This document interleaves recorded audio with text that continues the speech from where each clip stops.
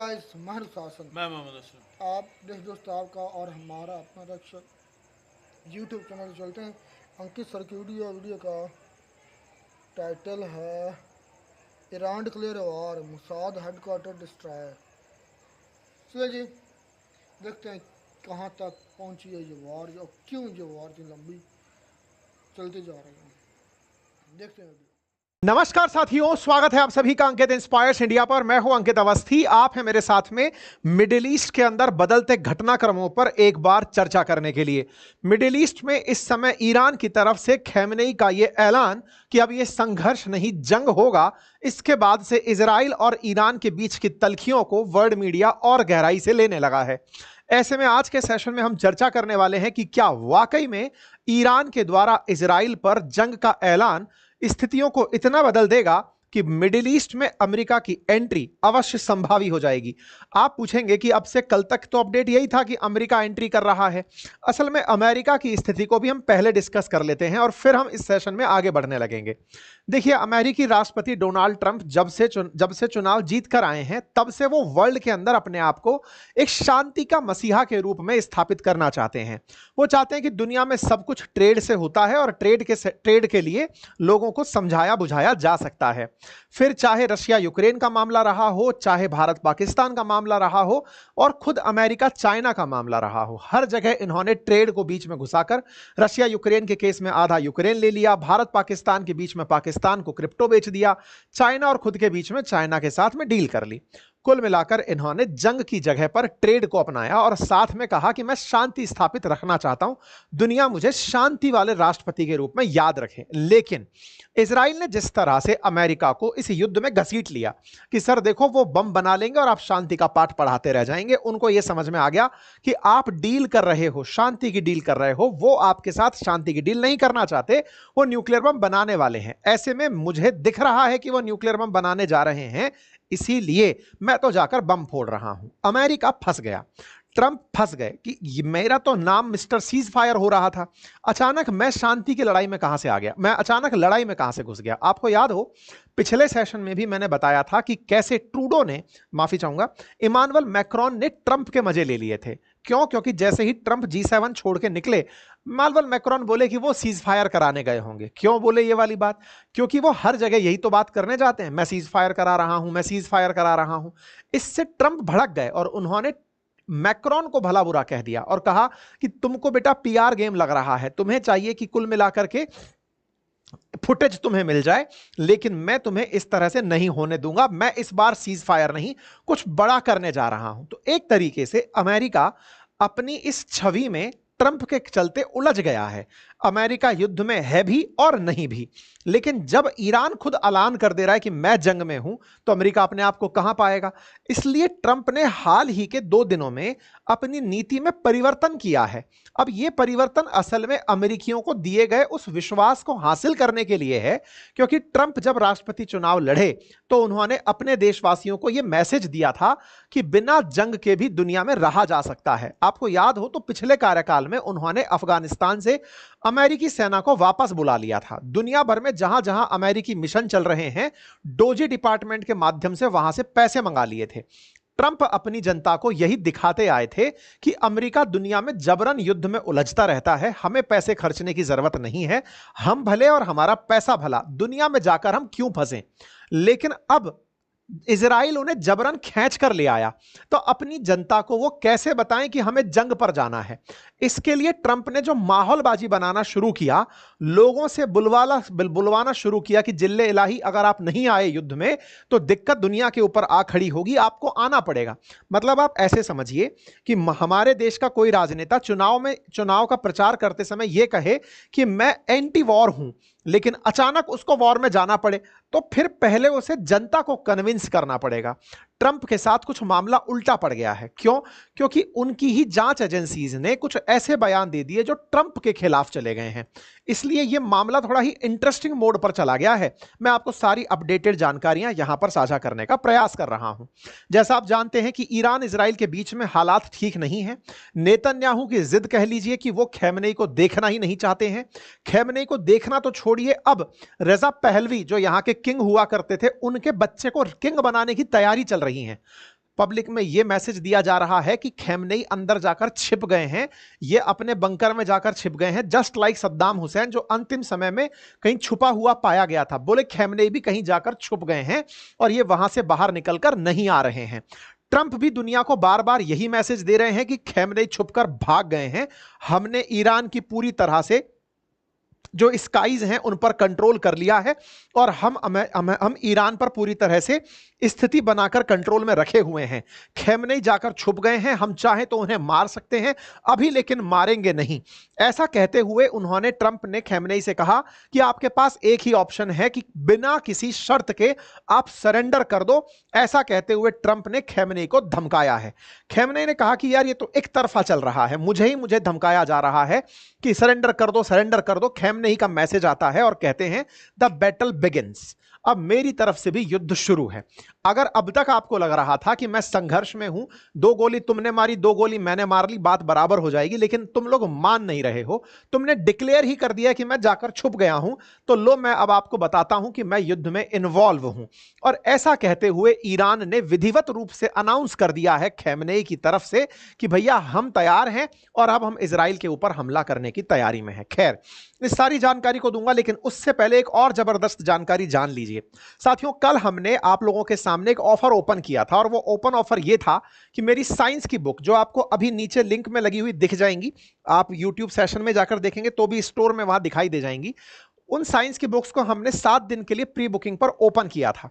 मैंने आपसे कल कहा था कि इस पेज के जस्ट पीछे, यानी कि फ्रंट पेज के जस्ट पीछे QR कोड है। यहां पर मैं इसलिए शो नहीं कर रहा हूं क्योंकि आप दूर से स्कैन कर लेंगे। उस QR कोड को अगर आप स्कैन करते हैं तो यह बुक आपको बिल्कुल फ्री ऑफ कॉस्ट उपलब्ध हो जाएगी।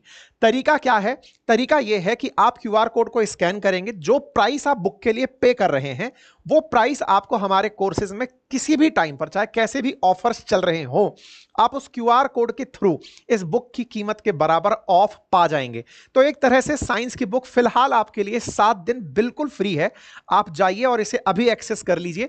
ये एक बेहतर आपके लिए तरीका हो सकता है। ये 7 दिन के लिए ऑफर हमने ओपन किया। मोस्ट अवेटेड किताब थी तो हमने सोचा कि इसको और यादगार बनाया जाए। इसी तरह से fundamental of stock market and fundamental of mutual fund पर अंकित 500 कूपन कोड जारी है। अगले 2 दिन और यह कूपन कोड रहेगा, आप इसे एक्सेस कर सकते हैं और यदि कोई तकनीकी दिक्कत हो तो आप हमारी टीम से संपर्क कर सकते हैं। ठीक है सर। ऐसे में ईरान के सुप्रीम लीडर अयातुल्ला खैमनेई का मंगलवार देर रात, यानी कि कल रात को ट्विटर पर जो मैसेज आया कि जंग शुरू होती है और हम आतंकी यहूदी शासन को कड़ा जवाब देंगे, उन पर कोई दया नहीं दिखाएंगे, ऐसा कहते हुए इन्होंने 25 मिसाइलें एक के बाद एक दाग दी। पिछले 5 दिनों में जो हिंसक संघर्ष इनके बीच में चल रहा है उसे अब तक संघर्ष कहा जा रहा था, अब ईरान की तरफ से उसे जंग नाम दिया गया है। आपके सामने खैमनेई का यह ट्विटर हैंडल है, जिसे आप देख सकते हैं। 1 मिलियन के आसपास इनके फॉलोअर है। एक्चुअली खैमनेई लगभग 3 मीडिया हैंडल करते हैं, उनमें से ये khamenei.ir, अब ये IR का मतलब नहीं पता है, अपने लिए तो इंटरनेशनल रिलेशन होता है, उस पर ये ट्वीट निकल कर आया था। इन द नेम ऑफ नमी the battle begins, Ali returns to with his Zulfiqar, इसका ये मीनिंग था जो इन्होंने यहां पर भाषा लिखी है। इस भाषा के साथ में एक तस्वीर पोस्ट थी। अब ये जो तस्वीर है ना, इस तस्वीर का एक रिलीजियस सिग्निफिकेंस है। असल में ईरान इस जंग को एक धर्म युद्ध की तरह ले रहा है और इजराइल इस युद्ध को न्यूक्लियर वेपन को खत्म करने की तरीके से ले रहा है। यहां पर ध्यान से देखने की बात है, Ali return to with his Zulfiqar. अब ये क्या कहानी है उस तक चलेंगे। यहां पर एक तस्वीर साथ में पोस्ट की गई थी। ध्यान देने वाली बात फिर से मैं याद दिला दूं, ईरान जियोनिस्ट रिजीम को टारगेट कर रहा है। देखिए, मैंने आप लोगों के लिए एक डिटेल सेशन किया था आज से 3 दिन पहले कि ईरान और इजराइल एक दूसरे के खिलाफ क्यों हैं, क्यों एक दूसरे के संघर्ष में रहते हैं। मैंने साथ में यह भी बताया था कि किस तरह से इजराइल की उत्पत्ति हुई थी। मैंने आपको सेशन में जानकारी दी थी कि जो फिलिस्तीन नाम की जगह है, जो कभी ऑटोमन एम्पायर के अंडर हुआ करती थी फर्स्ट वर्ल्ड वॉर से पहले, उसे बेल्फोर डिक्लेरेशन के तहत यहूदियों को देने का वादा ब्रिटेन ने किया था। तभी तो 1948 में जाकर के फिलिस्तीन के अंदर यहूदी कॉलोनी को इजराइल का नाम दिया गया था। जो यहूदी आकर के फिलिस्तीन बस रहे थे वो बेल्फोर डिक्लेरेशन के चलते यूएन के द्वारा एक अलग देश के रूप में रिकॉग्नाइज हुआ था। ईरान उसे अब एक अलग देश नहीं मानता, उसे ऑक्यूपाइड टेरिटरी बोलता है कि इजराइल कोई देश नहीं, अभी तो उसने फिलिस्तीन को ऑक्यूपाई कर रखा है, ये यहूदी हैं। अब आप पूछेंगे कि यार यहूदियों ने एक जगह पर आकर कंट्रोल कर लिया, इससे ईरान को क्या? ईरान में असल में जो मुस्लिम सत्ता है वो यहूदियों को आज से नहीं सदियों से अपना दुश्मन मानती है। यहूदियों के और मुसलमानों के बीच में हुए जंग को इस तस्वीर के माध्यम से दिखाने का प्रयास किया गया है। मतलब यहूदी और मुसलमान एक दूसरे के आज के नहीं कई सालों से दुश्मन हैं और ईरान उसी युद्ध को जियोनिस्ट रिजीम के खिलाफ, यहूदियों के खिलाफ ऐलान जंग कर रहा है। यहां पर खैमनेई की जो पोस्ट है द बैटल बिगिंस, इसमें खैबर नामक जो युद्ध है उसका जिक्र किया गया है। असल मायने में ये जो तस्वीर आप देख रहे हैं इसमें एक फोर्ट दिखाया गया है और उस फोर्ट के बाहर खड़े हुए जो ये लोग हैं ये फोर्ट पर हमला करने जा रहे हैं। इस जंग को हिस्टोरिक बैटल ऑफ खैबर के नाम से कंसीडर किया जाता है। बैटल ऑफ खैबर के बारे में जानकारी जो ब्रिटानिका पर हमको पढ़ने से मिली उसमें जानकारी यह दी हुई थी, बैटल ऑफ खैबर 629 में लड़ा गया था। तब जूज के खिलाफ मुस्लिमों ने जंग लड़ी थी और इस जंग के अंदर मुसलमान जीत गए थे और जो यहूदी हैं वो इस जंग को हार गए थे। तो एक तरह का ये धर्म युद्ध था और उस धर्म युद्ध के नाम पर खैमनेई ने फिर से इसी का जिक्र किया है।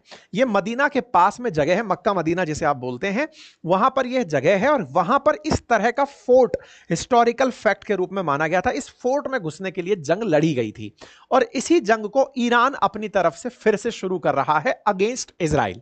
ठीक है, यह इसका हिस्टोरिकल सिग्निफिकेंस है। अब बात करते हैं खैमनेई के आज के स्टेटस की, जिसमें वो कह रहे हैं कि जियोनिस्ट नो मर्सी। आज सुबह 4:19 पर इनका ट्वीट था, we must give a strong response to the terrorist Zionist regime, we will show the Zionist no mercy. हम कोई दया उनके लिए नहीं दिखाने वाले हैं।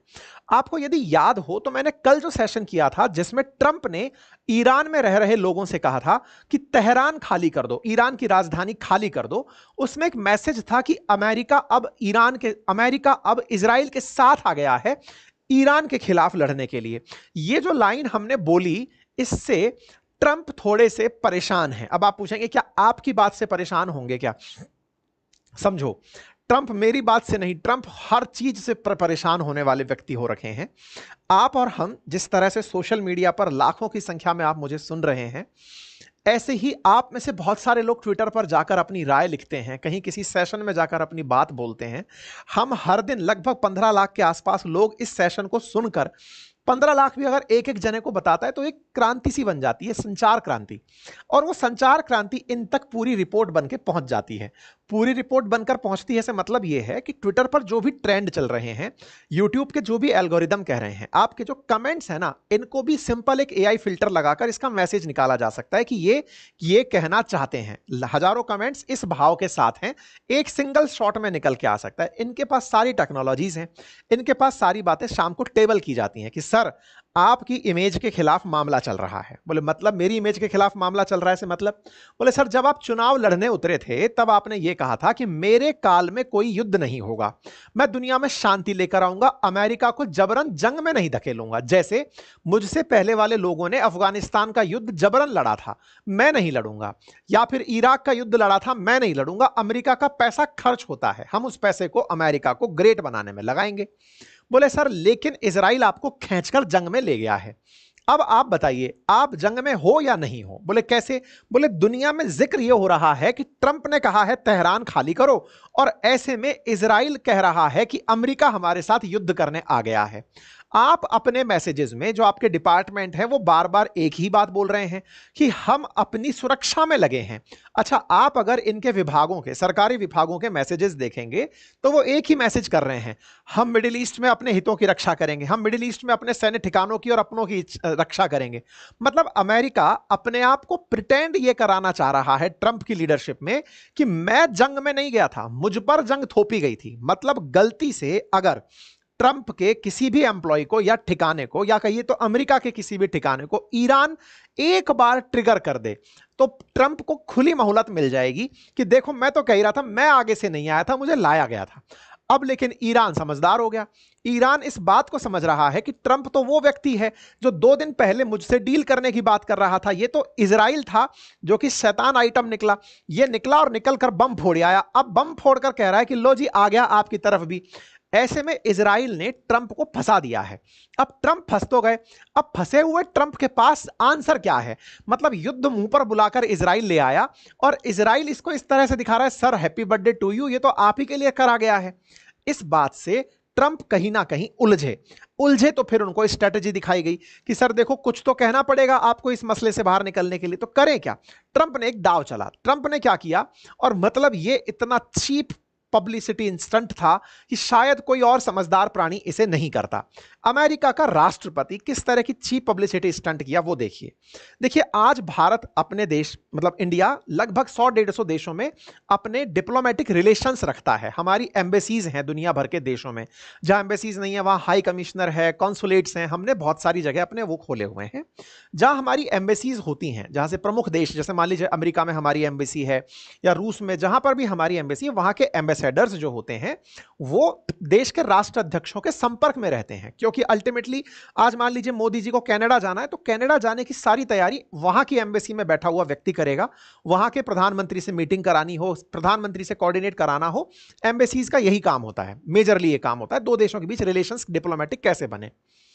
ऐसे ही अमेरिका का एक एम्बेसडर इजराइल में तैनात था। इजराइल में तैनात जो एम्बेसडर था वो ट्रंप को एक मैसेज कर देता है। ये बिल्कुल वैसे ही है जैसे मान लीजिए कि अब आज हमारे देश के राष्ट्रपति और प्रधानमंत्री के लिए ही तो दुनिया भर में हमारे एम्बेसडर्स काम कर रहे हैं, तो ये आपस में एक दूसरे को मैसेज भी तो कर ही सकते हैं ना, सर ये मैसेज है। इन भाई साहब ने, एक एम्बेसडर ने इन्हें मैसेज किया, ये उस मैसेज को दुनिया के सामने रख दिए भाई। अब आप इस मैसेज में छुपी हुई डेस्परेशन को पकड़ें, इस बात को ना पकड़ें कि उस एम्बेसडर ने ट्रंप को ऐसा कहा, बल्कि यह पकड़ें कि ट्रंप ने उस मैसेज को एज इट इज स्क्रीनशॉट लेकर दुनिया के सामने पब्लिक कर दिया। क्या मैसेज था एक बार के लिए समझिएगा। मैसेज था, मिस्टर प्रेसिडेंट। अब कौन है यह व्यक्ति? माइक हुकाबी नाम का एक व्यक्ति है। कहां है ये, कौन है, क्या कर रहा है? तो माइक हुकाबी जो है ना, वो इस समय इजराइल में अमेरिका का एम्बेसडर है। मतलब एक तरह से कहिए ट्रंप का एम्बेसडर इजराइल में पोस्टेड है, अमेरिकी नागरिक है। क्लियर है? अच्छा, ऐसे में वो ट्रंप को मैसेज भेज रहा है। क्या भेज रहा है? थोड़ा पढ़ना पड़ेगा, इससे आपको इनका वो समझ में आएगा कि किस तरह से ये कह रहे हैं कि प्लीज मुझे बुलाओ ना, युद्ध में बुलाओ ना, वो वाली फीलिंग है। Mr President, God spared you an a butler, PA to the most consequential president in a century, may be ever, the decision of your soldier I would not want to be made by anyone else. You have many voices speaking to you, sir, but there is only one voice that matters, his voice. I am your appointed servant in the land and I am available for you, but I do not try to get into your presence often because I trust your instincts. No president in my lifetime has been in a position like yours, not since Truman in 1945. 1945 में जो Trueman ने किया, उसके बाद कोई राष्ट्रपति ऐसा हुआ ही नहीं जिल्ले इलाही जैसे आप हैं। ये बिल्कुल वैसे ही हो गई जैसे अपने देश में बहुत सारे राजा रखते थे कि भाई आप हमारे बारे में प्रशंसा लिखें, कहें और हमें मोटिवेट करें। ऐसे ही इन भाई साहब ने ट्रंप को बढ़िया अमूल का बटर लगाया और उसमें इन्होंने कहा ट्रूमैन के बाद तो भाई साहब मैंने देखा ही नहीं कोई आदमी। अच्छा, ट्रूमैन रहे 1945 में। मतलब ये समझिए कि 1945 से 2025 में आज अपन चल रहे हैं, 25, 5, 30, 50, 80 साल में से कोई राष्ट्रपति नहीं दिखा। कौन है ये? Mike Huckabee. बिल्कुल सही कह रहे हैं माइक हुकाबी जी, आपने शायद ऐसा क्रिएचर ना भी देखा हो। I don't reach out to the persuade you, only to encourage you. I believe you will hear from heaven, क्योंकि ये जिंदा रहकर आए ना, गोली लगी थी, बच गए थे। From heaven, and that voice is far more important than mine or anyone else. You sent me to Israel to be your eye, ear and voice, to make sure our flag flies above the embassy. हमारा झंडा लहराता रहे। My job is to the last one to leave. I will not abandon this post. मैं इस पद को नहीं छोड़ूंगा। और बिल्कुल जैसे नहीं होता संघर्ष के समय पर, साहब आपने मुझे भेजा है जंग में, मैं लड़ता रहूंगा, आप चिंता मत करिए, मैं आपका रिप्रेजेंटेटिव बनकर खड़ा रहूंगा, मेरा मकसद है कि मैं यहां पर रहूं। I will not abandon this post. Our flag will not come down. हमारा झंडा नीचे नहीं होगा। You did not seek this moment. This moment sought you. It is my honor to serve you. भाई साहब ये भाई मसाला लगा दिए बढ़िया वाला, ये इतना बढ़िया मसाला लगा दिए कि इससे तो एकदम ट्रंप जो है ना बुढ़ापे में एकदम क्रांति आ गई कि यार ये क्या हो रहा है। ट्रंप इस भाई साहब इस बात को बकायदा लेटर पर छपवा दिए, द व्हाइट हाउस में मिस्टर प्रेसिडेंट, और ये भाई mic Huckabee text president Trump. यार क्या चीप पब्लिसिटी है ये। मतलब ऐसे करके तो अगर कल को मान लो कि आज हमारे देश के प्रधानमंत्री के भी कहीं ना कहीं तो ऐसे एम्बेसडर्स होंगे जो डायरेक्ट टेक्स्ट करते होंगे, होता ही है भाई, आपको कहीं तो कंट्रोल रखना पड़ेगा। आप वही पब्लिक कर, देखो मेरे बारे में क्या कह रहे, जिल्ले लाई, आपको मसाला लगाया उसने ये कह करके कि आपकी जरूरत आन पड़ी है। ट्रूमैन के बाद कोई आदमी नहीं हुआ। ट्रूमैन ऐसा क्या कर गया था? ट्रूमैन क्या कर गया था वो सुनो। वो था जो फर्स्ट वर्ल्ड वॉर में जापान के ऊपर न्यूक्लियर बॉम्ब गिरा गया था। न्यूक्लियर बॉम्ब गिराने के बाद में तब से लेकर अब तक कोई नहीं देखा। तो क्या ट्रंप को उकसाया जा रहा है कि ट्रूमैन से अगर आगे निकलना है तो हिरोशिमा और नागासाकी नहीं, पूरी दुनिया पर बम गिराओ तब जाकर आगे निकलोगे? भाई नेक्स्ट लेवल है। इस तरह से ट्रंप का डेस्परेशन अब पब्लिक हो रहा है। ट्रंप क्या कर रहे हैं कि जिस तरह से ट्रूमैन के टाइम पर लोगों ने माना था कि अमेरिका को ग्रेट बनाने वाला कोई और नहीं ट्रूमैन था, क्योंकि उसने ही पहली बार दुनिया को न्यूक्लियर बॉम्ब से इंट्रोड्यूस कराया था, और न्यूक्लियर बॉम्ब जाकर जब जापान पर गिरा तब जाकर वर्ल्ड वॉर 1 खत्म हुआ था। उससे कंपेयर करा के कि उसके बाद सर आप हैं, ये हैं वो महाशय जिन्होंने ट्रंप को ये मसाला भेजा। ये इजराइल के अंदर पोस्टेड हैं, बकायदा इजरायली फैमिलीज के साथ यानी नेतन्याहू के साथ बढ़िया संपर्क में है। और अभी ट्रंप को जब ये भेजे हैं, इससे ट्रंप को ये अंदर फीलिंग है। मैं आपसे फिर कह रहा हूं, जो आदमी पूरा चुनाव इस बात पर लड़ा हो कि मैं जंग नहीं लड़ूंगा, मैं मिस्टर सीज फायर बनूंगा, अचानक उसे नेतन्याहू का एक दाव युद्ध में खींच लाता है, तो वो आदमी अब कंफ्यूज है कि मैं इधर हूं कि मैं इधर हूं। इनकी पूरी पब्लिक जो पूरा तैयारी थी इनकी, वो इस बात पर थी कि खमेनेई के खिलाफ रहना है, उसको डील तक ले आना है, क्योंकि ये व्यापारी आदमी, इसको व्यापार चाहिए, उसको डील तक लेकर आना है। लेकिन नेतन्याहू इनसे आगे वाले निकले, उन्होंने पहले ही गोली फेंक के इनको बुला लिया कि अब आओ।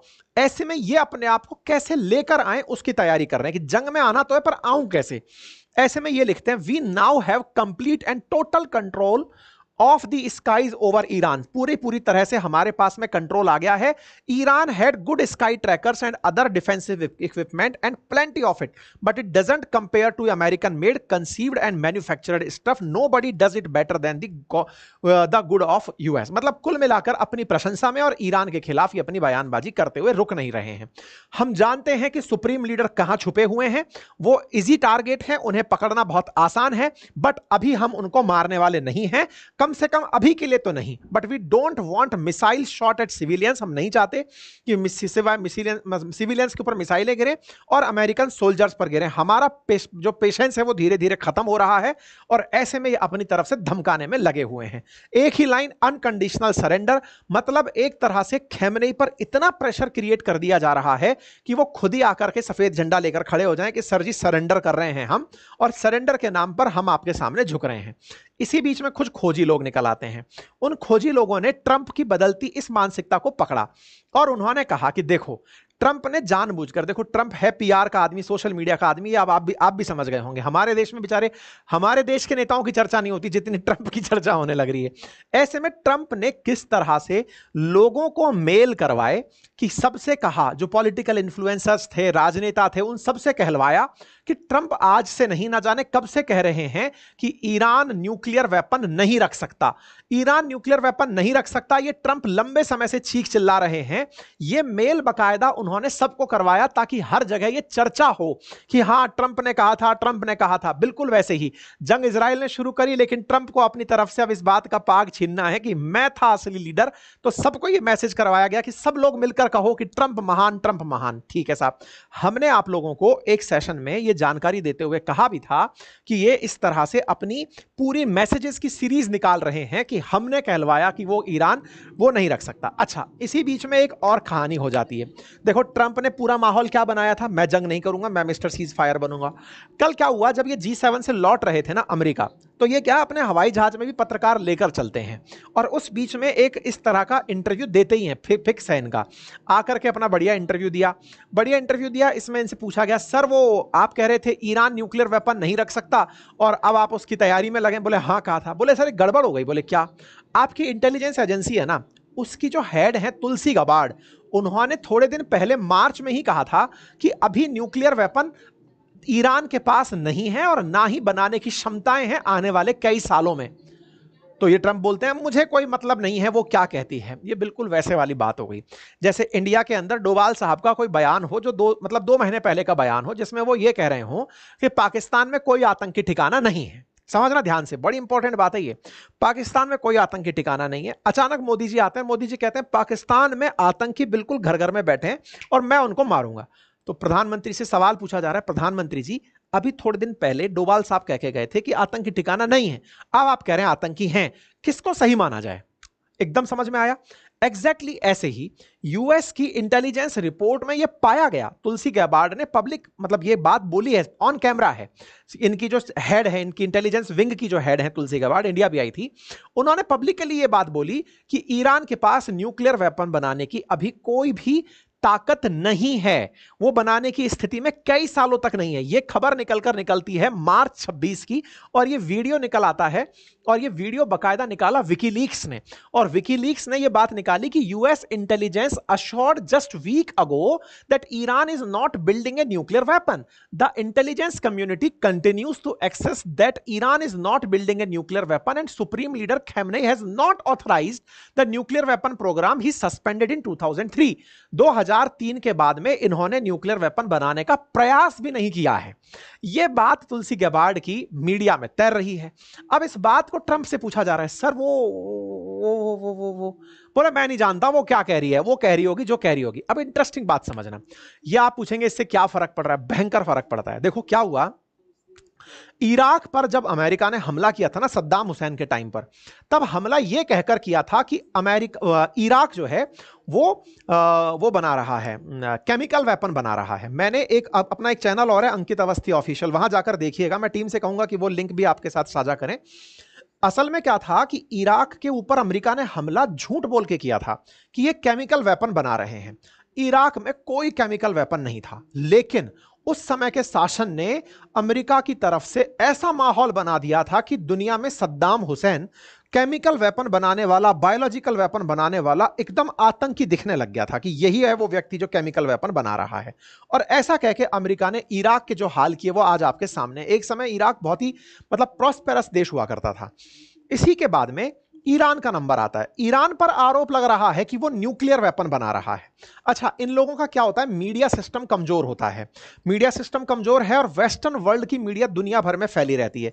आपको और हमको भी अब यह यकीन हो चुका है कि ईरान न्यूक्लियर वेपन बना रहा है, लेकिन ईरान की तरफ से बोलने वाला कोई नहीं है कि हम न्यूक्लियर वेपन नहीं बना रहे हैं। ठीक है, आज इंडिया का भी कोई चैनल इंटरनेशनली रिकॉग्नाइज्ड नहीं है। जो है उनकी इमेज बहुत खराब है। 2-4 चैनल उठने का प्रयास करते हैं, अपने पीछे वर्ल्ड लिख लेते हैं और चलने लगते हैं, लेकिन फिर भी हालत खराब है। वर्ल्ड मीडिया पर अमेरिकियों का और वेस्टर्न वर्ल्ड का कंट्रोल है। ऐसे में यह खबर आना कि साहब 3 महीने पहले आप ही की इंटेलिजेंस रिपोर्ट में था कि ईरान न्यूक्लियर बम नहीं बना रहा है और 2003 से ही वो शांत पड़ा है, आप क्या कहेंगे? तो ये भाई साहब लटपटा गए कि हम क्या कहें, हम तो कुछ नहीं कह सकते, कुछ नहीं है, मैं तो नहीं जानता। इस बात को लेकर के रशिया वाले निकल आए, उनने मजे ले लिए। इनने कहा sir Iran was very close to nuclear weapon, Trump कह रहे हैं। और ऐसा जब उनकी तुलसी गबार्ड से पूछा जाता है तो वो कहता है कि ऐसा तो संभावना नहीं। किसकी बात सही माने? तो ट्रंप को घसीटा गया है। ये वो वाली स्थिति हो गई, ये युद्ध में आने वाले नहीं थे। नेतन्याहू खींच लाए। अब खींच लाए तो ये आदमी अपनी इमेज बनाने में लग रहा है। क्या इमेज बनाने में लग रहा है कि यार युद्ध तो मैं नहीं करने वाला था, लेकिन मुझे ले आए तो मुझे क्रेडिट चाहिए, और क्रेडिट चाहिए तो फिर अमेरिका की जो पुरानी इमेज है उसी पर चलना पड़ेगा। और पुरानी इमेज में जो बात पहले निकल कर आई थी कि कुछ मुस्लिम देश मिटाने हैं, उनमें इराक, सीरिया, लेबनान, ये लीबिया, सोमालिया, सूडान, इनका नाम है, ईरान का नाम है, तो बोले उस मिशन पर आगे निकलते हैं। तो कुल मिलाकर हीरो आदमी यही है जो इनको खींच करके ले आया है। ठीक है, अब ये आए हैं, अब विधिवत रूप से कब आएंगे? तब जब इन्होंने बोला है संघर्ष शुरू हो गया, तो देखते हैं कब आएंगे। अब संघर्ष पर आ जाते हैं। संघर्ष की बात यह है कि ईरान और इजराइल के बीच में ये जो लोकेशंस मैं आपको शो कर रहा हूं, इन लोकेशंस पर गोलाबारी हुई है। इजराइल में भी धमाके हुए हैं और ईरान में भी खूब धमाके हुए हैं। सबने अपनी अपनी तरफ से रिपोर्ट कार्ड दिया है। इंटरेस्टिंग जो हमला था वो था ईरान ने इजराइल में जो खुफिया एजेंसी मोसाद है उसके हेडक्वार्टर को ही आग लगा दी। इजराइल में 2 खुफिया एजेंसी हैं, एक है अमन और एक का नाम है मोसाद। अमन क्या करती है? इंटेलिजेंस खबरें जुटाती है और मोसाद एग्जीक्यूशन करती है। एक तरह से समझिए कि इंटेलिजेंस की जितनी भी खबरें हैं वो अमन द्वारा कलेक्ट की गई हैं। ऐसे में इनके ठिकानों को हमला कर दिया गया, ऐसी तस्वीरें निकल कर आई। मोसाद और यहां पर इजरायली फ्लैग लगे हुए दिख रहे हैं। मैं इस खबर को पूरी तरह से सही नहीं मानता। किसको? कि हमला हुआ था इसके खिलाफ नहीं हूं।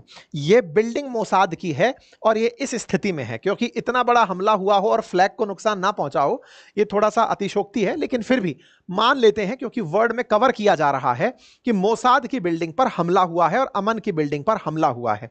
तस्वीरें निकल कर आती हैं कि मोसाद और अमन की बिल्डिंग पर हमले हुए हैं। बकायदा कुछ मीडिया रिपोर्ट्स बताती हैं इतनी दूर से कि वहां मोसाद का हेडक्वार्टर था, वहां हमला हुआ है। इस तरह के वीडियोस बाहर निकल कर आते हैं कि देखिए मोसाद और अमन के हेडक्वार्टर्स पर हमले हुए हैं। ये ब्रिक्स न्यूज की कटिंग है जहां यह दिखाया जा रहा है कि देखिए यहां पर हमला हुआ है। इस तरीके से कुल मिलाकर के हमले की सब जगह न्यूज चलने लगती है। न्यूज आई है, कुछ न्यूज चैनल्स भी इस बात को कवर करते हैं कि मिडिल जहां पर जनता रह रही है वहां पर ईरान के हमले जारी हैं, लेकिन मोसाद की तरफ से आती है कि कोई नहीं मरा वहां पर, क्योंकि सब लोग ईरान में बिजी थे। मोसाद के एजेंट इस समय ईरान में काम कर रहे हैं। एनीवे, अब इजराइल की बारी। इजराइल बकायदा वीडियो बनाकर दिखाता है, देखो ये सेंटर है, अब हम इसको उड़ाएंगे, तुम्हारे यहां पर मिसाइलें रखी थी, उड़ा दिया। ऐसे ही इजराइल दिखाता है, देखो ये तुम्हारा एक और सेंटर था, उड़ा दिया। मतलब बकायदा ये वीडियो बना बनाकर लाइव दिखा रहे हैं कि देखो हमने क्या मारा। ये हमारी एयरफोर्स है, इजराइल एयरफोर्स बढ़िया उड़कर जा रही है, तैयार हो रही है, जाएगी, गोला मारकर वापस आएगी। सब लोग अपना अपना काम में लगे हैं। अब इसमें एक इंटरेस्टिंग अपडेट आता है। इंटरेस्टिंग अपडेट क्या आता है?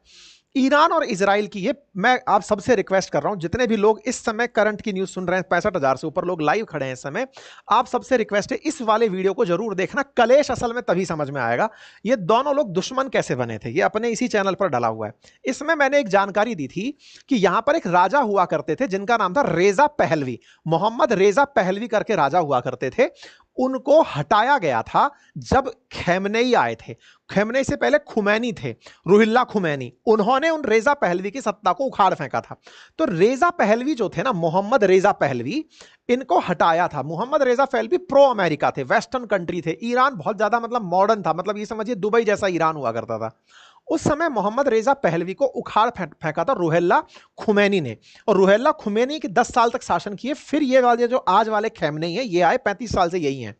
तो ये जो मोहम्मद रेजा पहलवी हैं, अब इनका बेटा निकल आता है, बेटा निकल आता है और उसका नाम है प्रिंस। अब प्रिंस है तो प्रिंस है, प्रिंस रेजा पहलवी। प्रिंस रेजा पहलवी का कल ट्वीट आता है। भाई साहब इतने दिन से ये एकदम पर्दे के पीछे छिपकर बैठे थे 45 साल से, अचानक बाहर आते हैं और रेजा पहलवी के नाम से अपना ट्विटर हैंडल पर ट्वीट डालते हैं, जो कि एकदम वायरल हो जाता है। और ये लिखते हैं, Islamic Republic has come to its end and collapsing. भाई ये पूरी तरह खत्म हो चुका है। What has begun is irreversible, जो हुआ है अब वो irreversible है। फ्यूचर ब्राइट है। Together we will turn to the page of turn the page of history. Now is the time to stand up, the time to reclaim Iran. May I be with you soon. और मैं आप लोगों के साथ जल्दी होऊंगा। भाई साहब राजा जी 45 साल बाद निकल कर आए हैं। ये राजवाड़ी जो है ना, ये भाई बहुत दिनों से लौट कर आती है। ये भाई साहब फिर लौट आए हैं और ये लौट करके एक बढ़िया पन्ना सा छाप देते हैं और उस पेज में बकायदा बताते हैं कि देखो छुप गया है जाकर के, क्या नाम था, खुमैनी जो है, खैमनेई जो है वो छुप गया है, अब मैं वापस आ रहा हूं। अब ये भाई बफरिंग होने लगी है क्या? ये लैग और बफरिंग हैंडल नहीं कर पा रहा होगा आप लोगों के प्यार को। Sorry Trump uncle, sorry, please आप बुरा ना माने। अगर ट्रम्प अंकल बुरा मान गए तो हमारा सेशन अटक जाएगा।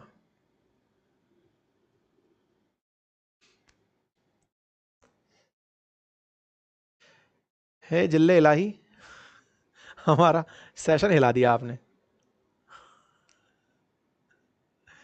स्पीड भी चाहिए, ऐसे कैसे हो सकता है? हमें लग रहा है थोड़े दिन बाद हमारे ये लाइव सेशन होने ही नहीं दिया करेंगे, हमें अपलोड करके डालना पड़ा करेगा।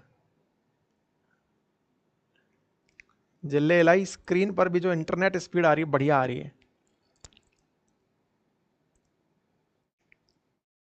क्या करें, खत्म करने का समय आ गया है, सेशन को करते हैं।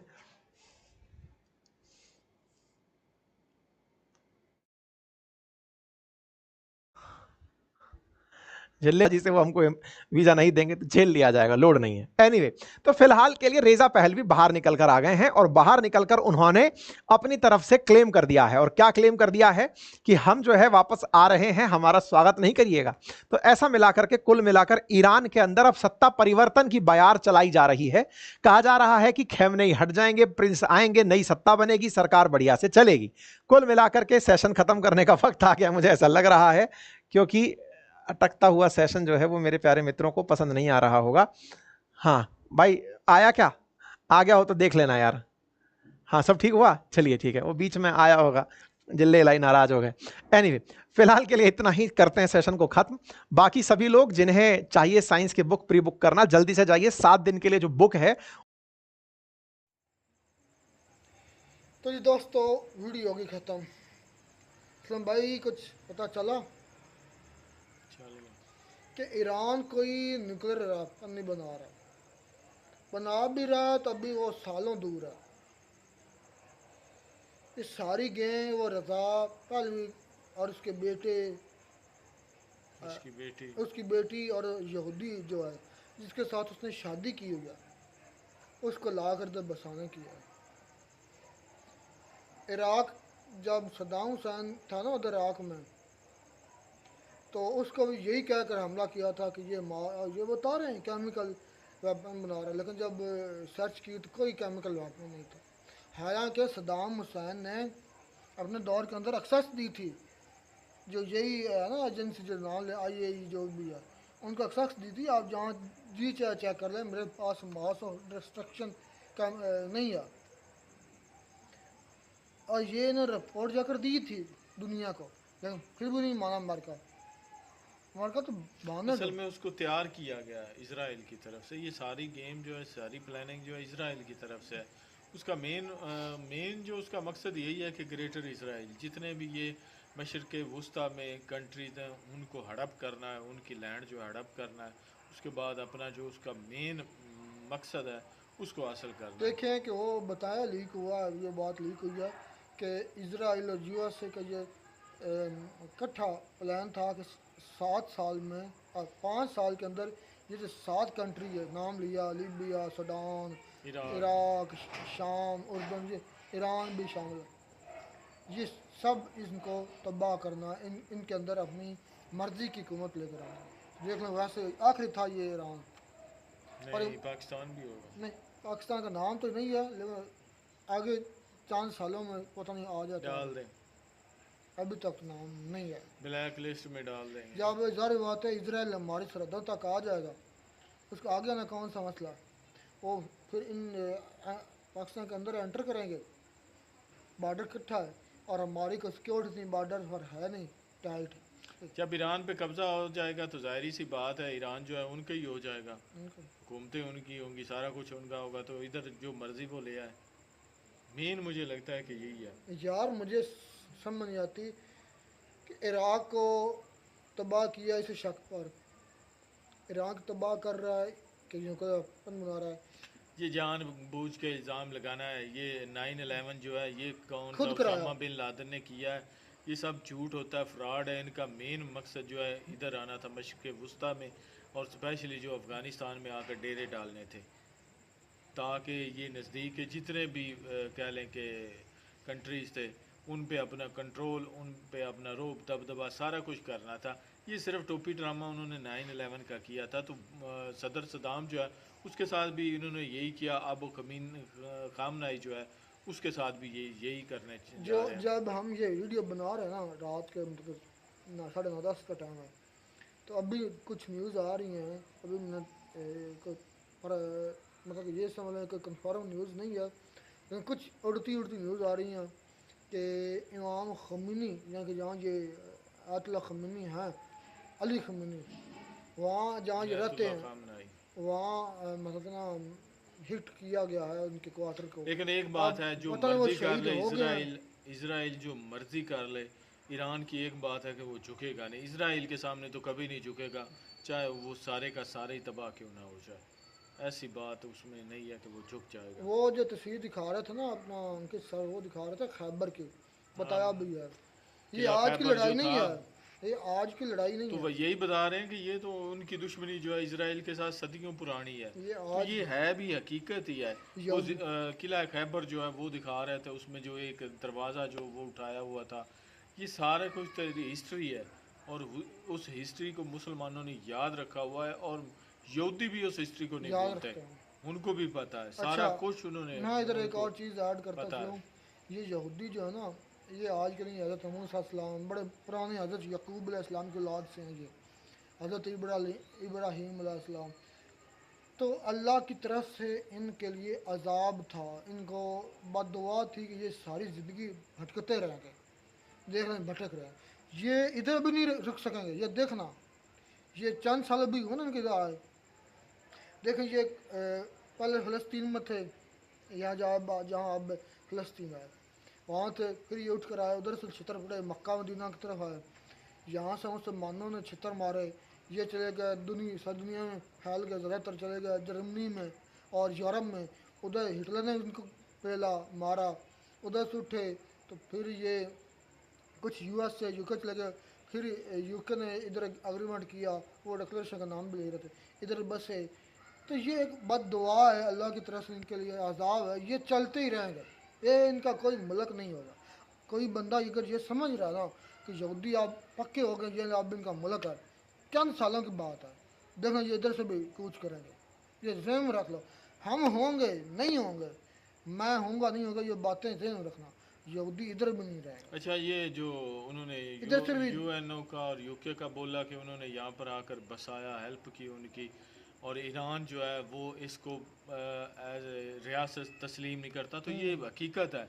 ईरान जो है इसको बिल्कुल रियासत नहीं तस्लीम करता। ये एक कब्ज़ा की हुई जगह जो है फ़लस्तीन की जगह पे इन्होंने कब्ज़ा किया, और आगे ये मज़ीद जो है तकरीबन पूरा फ़लस्तीन जो है भाई ये हड़प कर ये चुके हैं। खैबर था एक गसवा, और एक मंथ से ज़्यादा ये जो किला दिखा रहे थे ना अपना अंकित सर, ये एक मंथ से ज़्यादा टाइम हो गया था, ये फतह नहीं हो रहा था मुसलमानों से। तो रात को नबी पाक सल्लल्लाहु अलैहि वसल्लम ने ऐलान फरमाया था कि सुबह मैं उस बंदे को झंडा दूंगा जो ये किला खैबर फतह करेगा, अल्लाह और अल्लाह का रसूल उससे मोहब्बत करता है, और वो भी अल्लाह और अल्लाह के रसूल से मोहब्बत करता है, और वो थे मौला अली शेर खुदा करमुल्लाह वजहुल करीम। और ये जो हैं अपना शिया, ये तो मानते हैं मौला अली को, यहाँ बाकी साहबा को तो इतना मानते नहीं है, इसलिए ये सरेंडर नहीं करेंगे। ये पाकिस्तानी चूतिया नहीं है,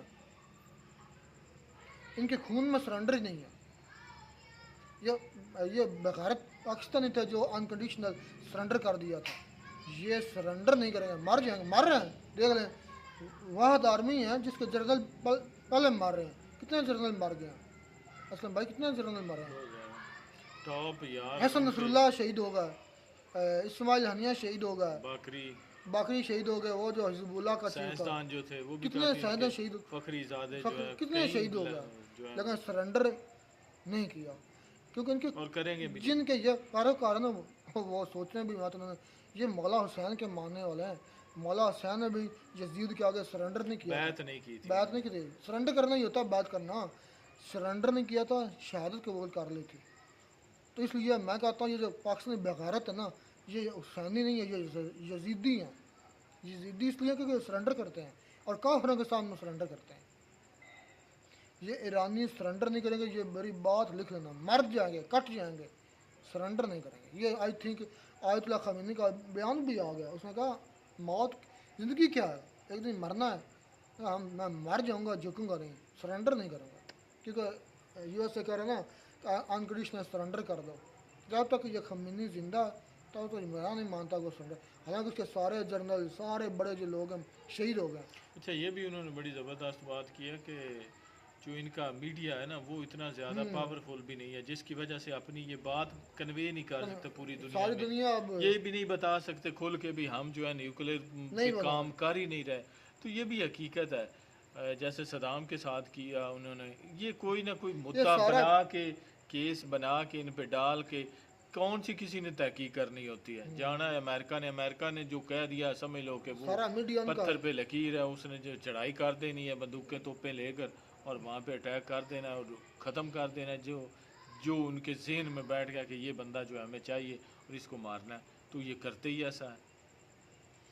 आज के ईमान वाले लोग हैं ना, तो ये ईरानी हैं, ये मौला अली और मौला हुसैन के आशिक हैं, और इन्होंने सरेंडर नहीं किया था, शहादत कबूल कर इन्होंने भी नहीं करना, इजराइल के सामने तो कभी नहीं ये झुकेंगे, मर जाएंगे। बाकी अमेरिका से वो कहते हैं कि हम बातचीत करना चाहते हैं, लेकिन इजराइल से कभी नहीं हम करेंगे। झुकेंगे नहीं, लेकिन और किस तरह पुश होगा, झुकेगा नहीं साला, ये झुकेंगे नहीं, ये बाकी पुष्पा ये भी पुष्पा ही हैं बने हुए। तो खैर अच्छी थी वीडियो, काफ़ी इंफॉर्मेशन मिली, मिलते हैं वीडियो में नाटक साथ, टेक केयर।